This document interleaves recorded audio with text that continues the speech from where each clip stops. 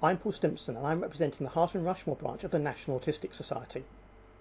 As a branch, we provide information, support and as many activities as we can to more than 140 families. We help autistic children, the autistic adults they grow into and their families. We can make a real difference, but without suitable places to go, appropriate opportunities and financial support, what we can offer these families is limited. What will you do to help us help these affected families? Autism is a bit of a catch-all category, and we have to be aware of that. The range on the spectrum, what it can mean, is very different, and we need different solutions for different levels. What the county are doing with their programme of Every Child Matters, I think, is broadly in the right direction. We need to tailor the support to autistic children with individual learning plans, because, as I said, Asperger's is different from mild autism. We need to make sure it's pitched to the needs of the individual, not some lowest common denominator level. I think the work that goes on, and I think it's the Henry Tyndale School in Farnborough, which covers North East Hampshire, is good. I think supporting the creation of support units in the individual schools, so that those that have mild forms can be mainstreamed, could be a good thing, be beneficial. But at the end of the day, I think we just need to understand that autism is not a catch-all category where you can just provide a simple solution that will then feed everyone. It needs to be tailored to the individual. The autism spectrum, ASD as it's known, covers a wide range of conditions, full-blown autism up to Asperger's syndrome. It's a very challenging range of conditions in that it presents particular difficulties and stresses within families. And so one of the main requirements that people have is for respite care.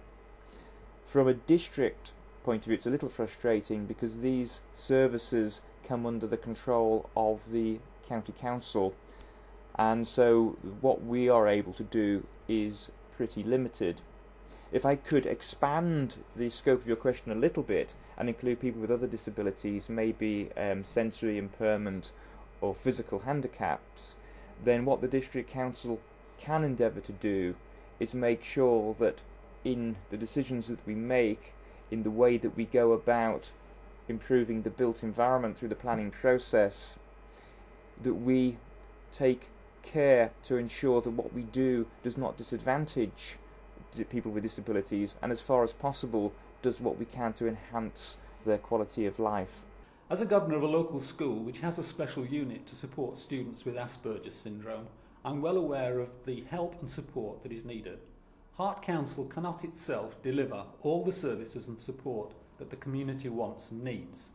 One of its responsibilities is to work with partners like the Local Education Authority and Hart Voluntary Action and others to help provide support and services. The leader of the council is also chairman of the Local Strategic Partnership, which should bring all these partners together. Well, as a health visitor, I work in Bracknell at the moment. This is a topic that is very, very close to my heart.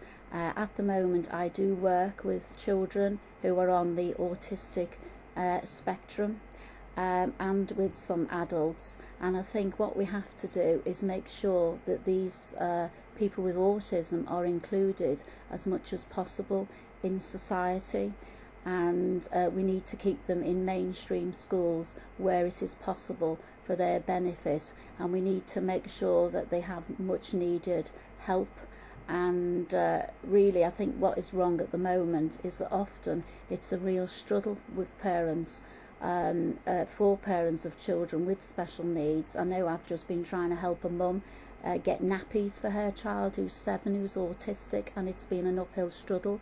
I think we should make it easier for people to get resources and things that they require, but really we need to be as inclusive as possible, and every member of society has a role to play, including people on the autistic spectrum.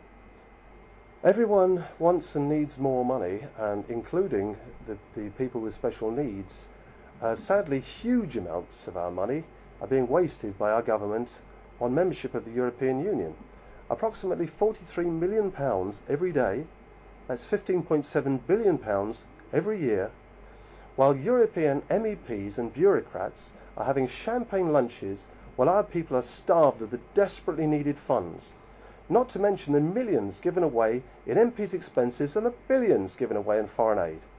We are all being denied our own tax money being spent on our own people, properly by local democratic government. Meanwhile, our own infrastructure is crumbling, hospital departments are closing, and councils are being squeezed by central government. The other parties aren't complaining about this because they're all on the gravy train. We believe that charity begins at home, and it is in your hands to help all Britons by getting rid of this terrible waste, by ridding ourselves of corrupt government once and for all. The British National Party would get us out of the European Union and put the interests of the British people first, both those with special needs and the mainstream.